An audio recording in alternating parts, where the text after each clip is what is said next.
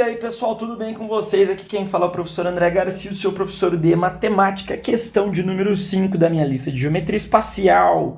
Um cone circular reto de volume 270 centímetros cúbicos e altura de 6 centímetros é cortado por um plano paralelo à base e distante 2 centímetros de seu vértice, como indicado na figura a seguir. Então eu cortei o meu cone, quando eu cortei bem aqui, né? E eu formei dois cones, o cone 1, conezinho, e o cone 2 não, né? E o tronco de cone.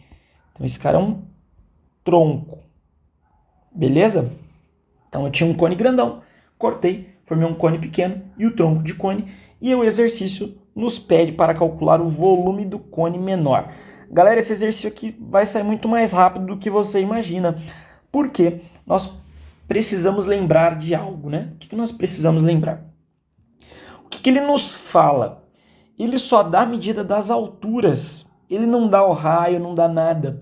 Só que você já sabe que aqui eu posso formar uma semelhança de triângulos. Como assim? Aqui, ó, essa reta que está cortando aqui é a altura. A altura forma um ângulo de 90 graus aqui, ó, com a base. Porém, como esse plano que eu fiz um corte no meu cone é paralelo, aqui também vai ser um ângulo de 90 graus.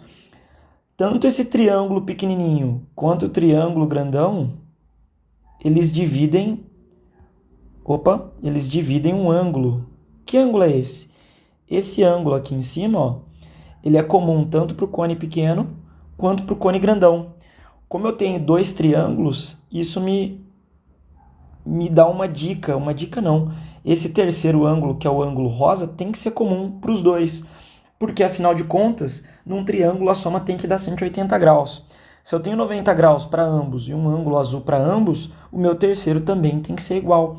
Portanto, os dois triângulos, o triângulo 1 e o triângulo 2, que é o grandão aqui, ó, o triângulo 1 e 2 vão ser semelhantes. O que me indica isso, né? Eu tenho um triângulozinho 1 e eu tenho um triângulo grandão 2. Esses triângulos são semelhantes. Se eles são semelhantes, eu consigo descobrir a razão de semelhança entre eles. Ou seja, quanto que eu aumentei do T1 para o T2. A altura do T1 é 2 e a altura do T2 é 6. Pessoal, como que eu descubro em quanto que eu aumentei esse triângulo? É só eu dividir, né?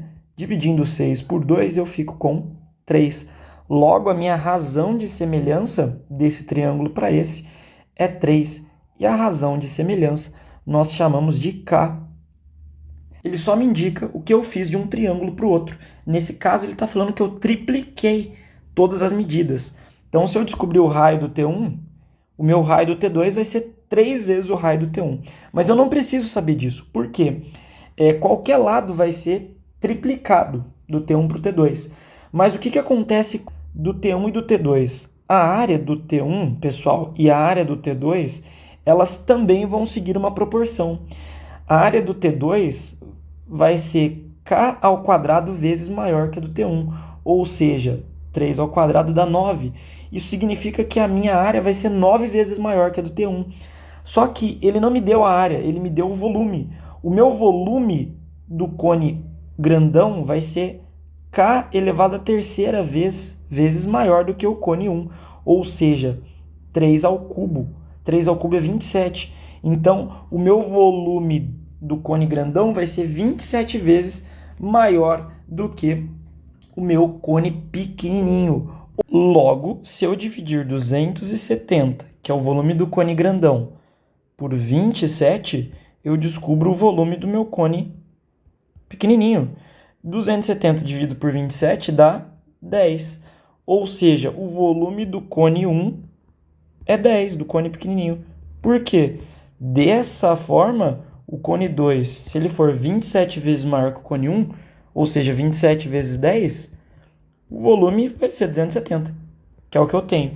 Então, tá certo, né? O volume do cone 1 é 10. E o que ele pergunta no item B?